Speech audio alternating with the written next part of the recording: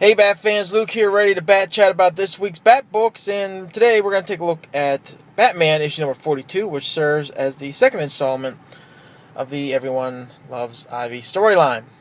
Now, the Batman title, and Tom King's run on Batman as a whole, enjoyed the hell out of it, and I would say from issues 40 and down, i.e., even down to the Rebirth issue, there hasn't really been an issue where I didn't leave at the end of it going, yeah, and that's even the weaker parts of the storyline, the single issues during that run. I might not have been blown away by it, but I really left really having felt like I really had a good reading experience. But that was issue number 40 and below. The last issue, number 41, will probably have been the first time where I kind of give it that meh, the meh rating. So I tell you, the last issue, number 41, art saved it. Yannin's art was just phenomenal. And before we really go any further, the trend continues in issue number 42. Yannin, what he does is he has this unrivaled talent that really can take a simple concept and just make it look beautiful. This really reminds me of the first issue of the I Am Bane story arc, where we have Batman coming up on Arkham Asylum, and it's just a one-page splash of just the building in the dark in the middle of the rain. It's just beautiful.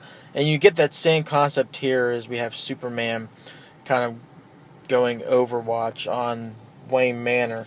But this continues throughout. It's simple things. It's a simple conversation between Selina and Bruce in the Batmobile while, again, Superman's kind of watching. And it looks like it should be a simple concept, because not much is said at all.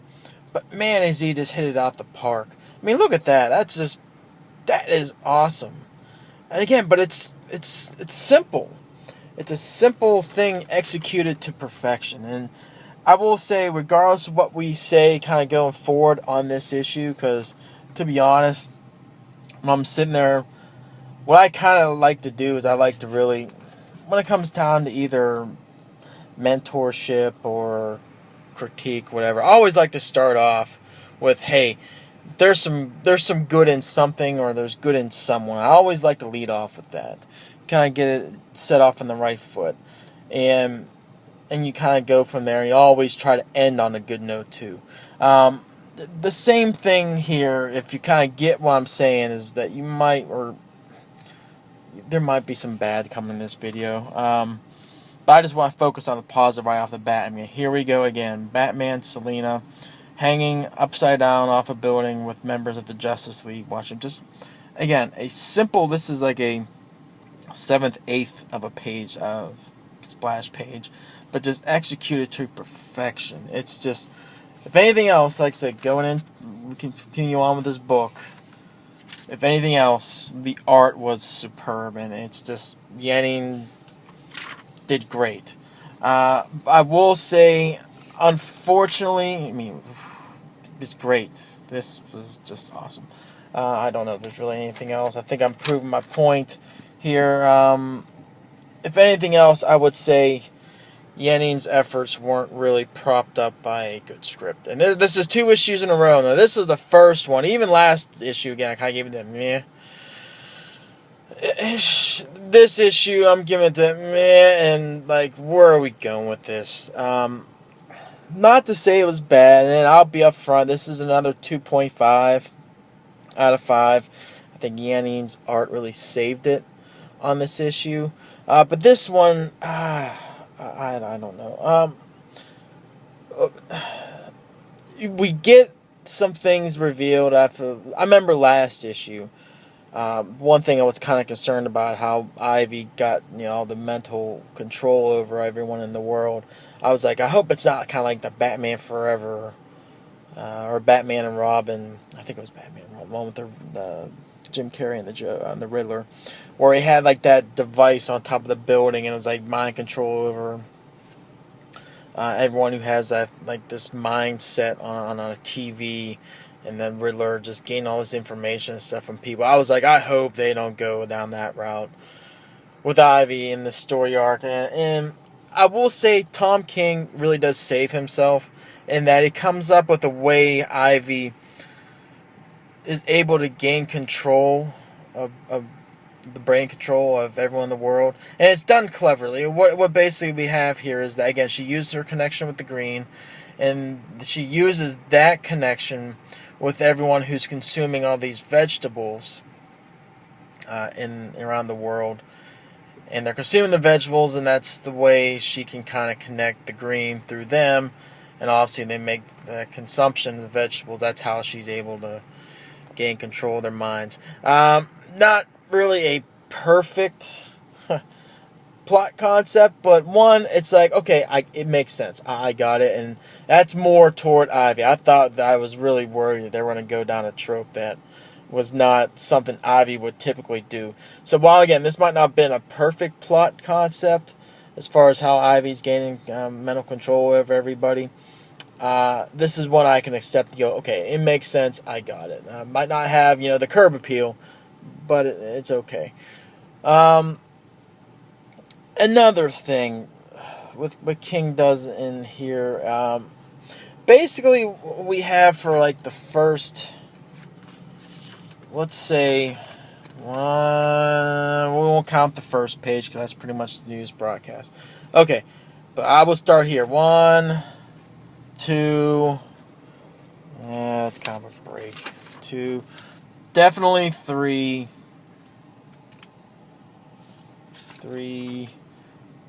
4,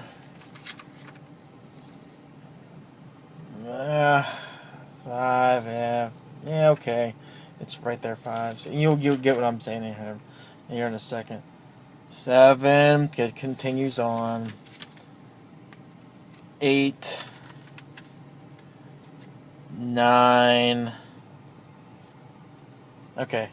I'll break it off at 8.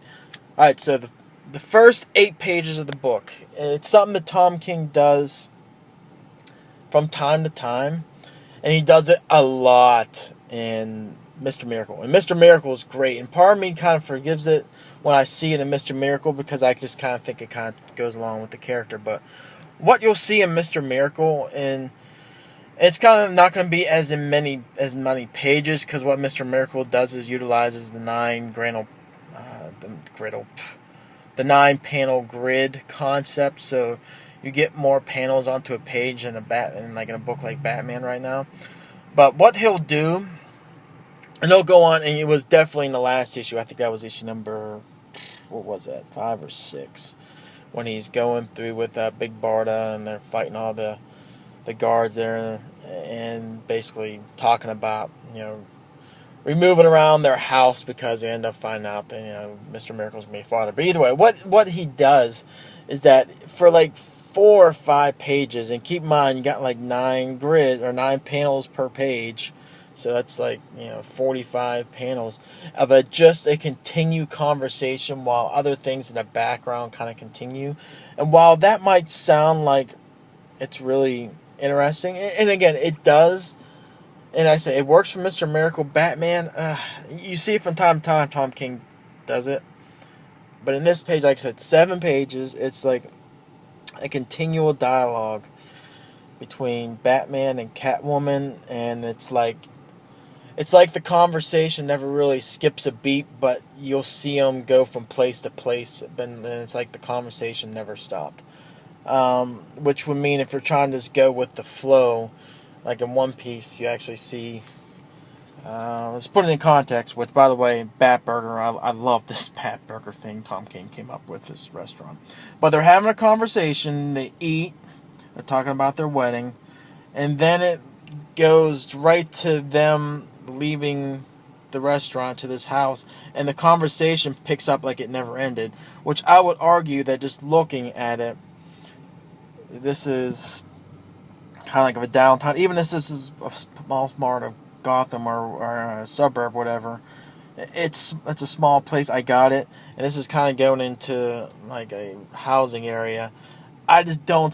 There has to be a little bit of a travel, even the Batmobile. So for the conversation to literally go as if there's no break in it to hear. And it might sound like I'm nitpicking, but it just one thing. I was just kind of like, I was just like, ugh. So I thought the dialogue was a little choppier here. A little bit more on a. Now, I'll tell you what. Let's end on somewhat of a positive note. Again, there's some huge logic leaps here. Not everyone eats vegetables, and there's one case in here where you can kind of see how the story's going to shape out. There's actually a boy that is right now being helped through Wayne Enterprises in here that basically cannot eat vegetables, so physically just can't do it. So they're working on a cure to help him out. So you can kind of see how this is all going to wrap out. Obviously, this child that Batman's trying to find in this issue that he feels obviously Ivy's trying to keep him away from, obviously interacting with, because I was obviously break the mind control. You see how this is going to go. But that's just one kid. Myself, I hate vegetables. Hate them. And what I do eat, it's very minuscule. And I'm sure there's people out there that just don't like it. I mean, they mention it here in the book, like, like lettuce and tomatoes and onions on your hamburgers. Number one, tomatoes, onions, bleh, nope, can't eat them. I'm Italian, and I'm like the oddball case of Italian. I can't stand tomatoes. I like tomato sauce, obviously, for my spaghetti, but can't stand tomatoes. And on my burger, nope, can't do it. At best, lettuce, but that's not all the time, and it's very minimal. And not saying that people who just eat vegetables is bad. I'm not saying that at all. It's just, it's taste. But that said, I don't know if you're making the leap here that everyone eats vegetables, and that's how Ivy's gaining control. I don't see it. I just don't see it. It's comics. I get it. So sometimes again you gotta take like a blind leap forward and kind of roll with it. But this one again, it's just there's basically because initially Batman and Catwoman did have the effects of Ivy, but then Batman used this inoculation, which by the way that brings up another thing. He used that thing he actually in the very first couple pages of the story to kind of inoculate him and Catwoman. If he has that, why don't we just use that to focus on a cure for the thing that's controlling everyone? So you see these rabbit holes I'm going down. It's just I don't know. There's some, and there's other people who might actually kind of criticize. Not really criticize. That might be a bad word. Kind of seeing some of the flaws in King's stories in Batman before, and maybe I just enjoyed it a lot more, or I just didn't really seem that apparent to me, or I just didn't kind of put that much of a weight on it. But this is the first time I'm like, okay, I see it. I'm like, wow, yeah. Catwoman just takes care of all three Flashes at once. There's some leaps here, which okay. Positive, and then kind of goes into a negative.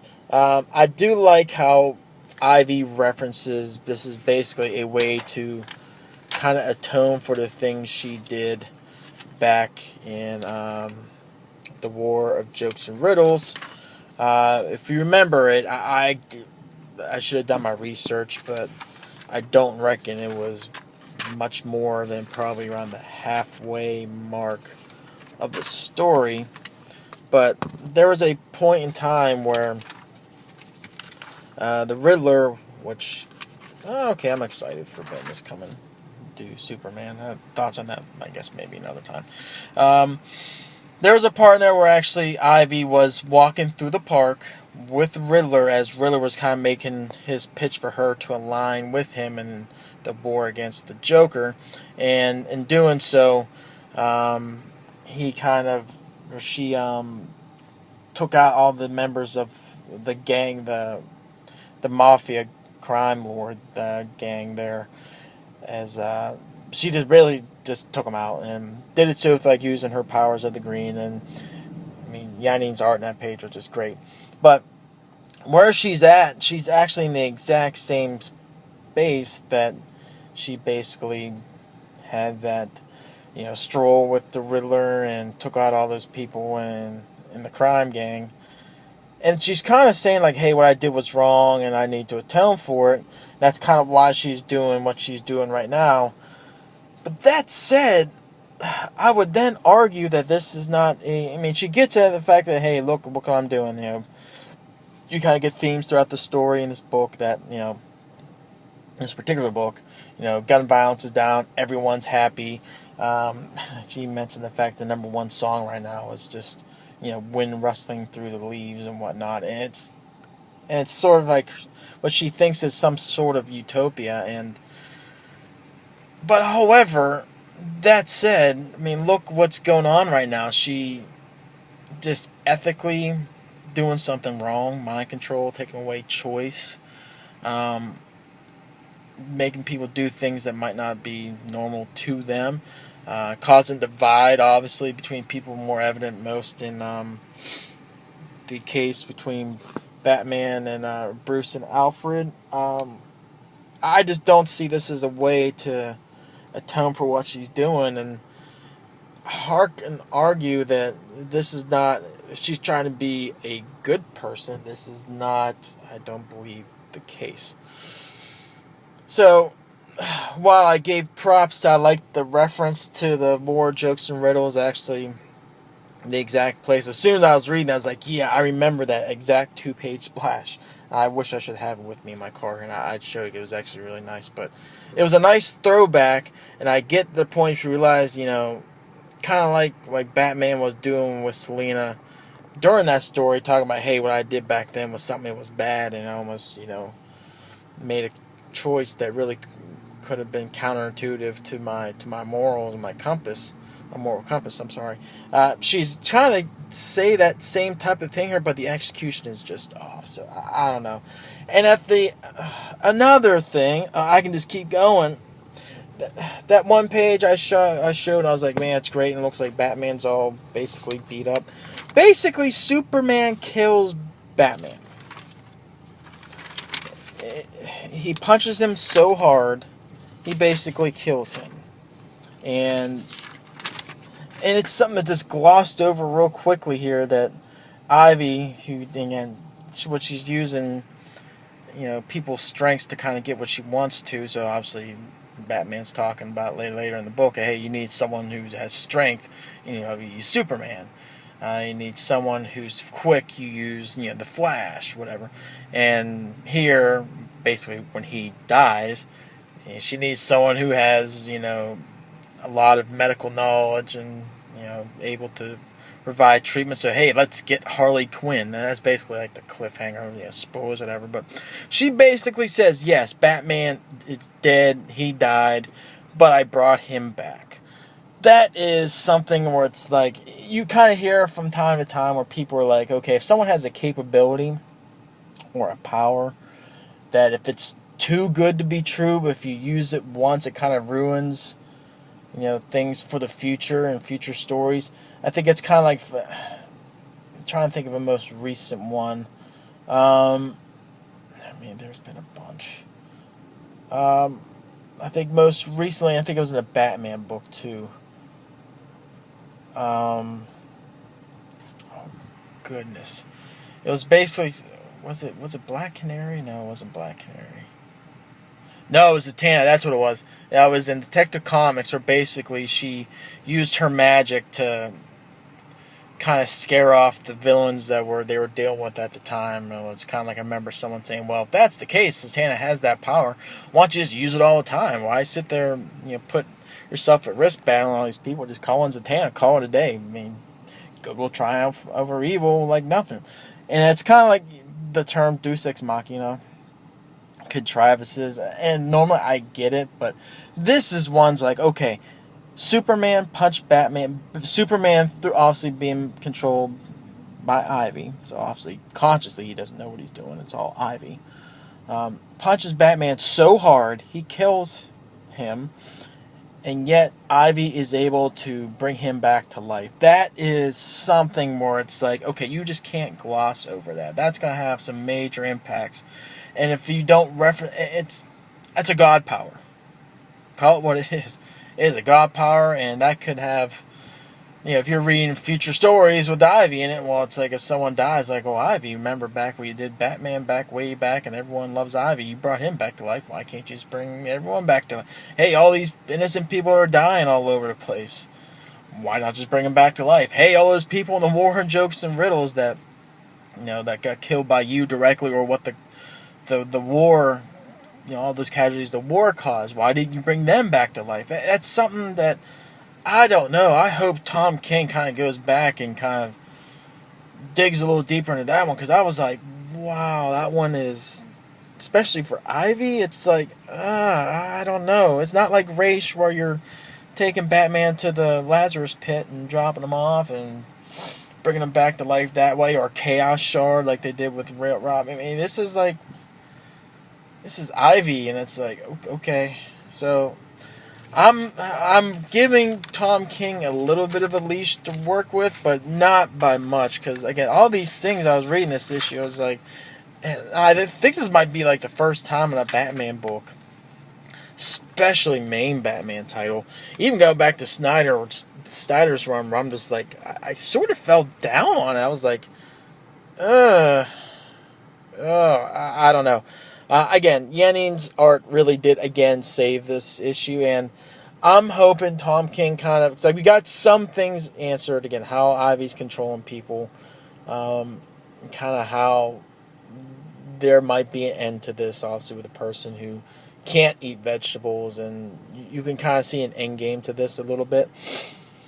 But there are some logic leaps here and some plot points where it's like, okay, Tom, Mr. King, I hope you go back and flush that out, because that is a low-hanging fruit right there that really needs to be addressed. So, again, 2.5 out of 5, and I think thanks to the art, because if not, this is like another 1.5.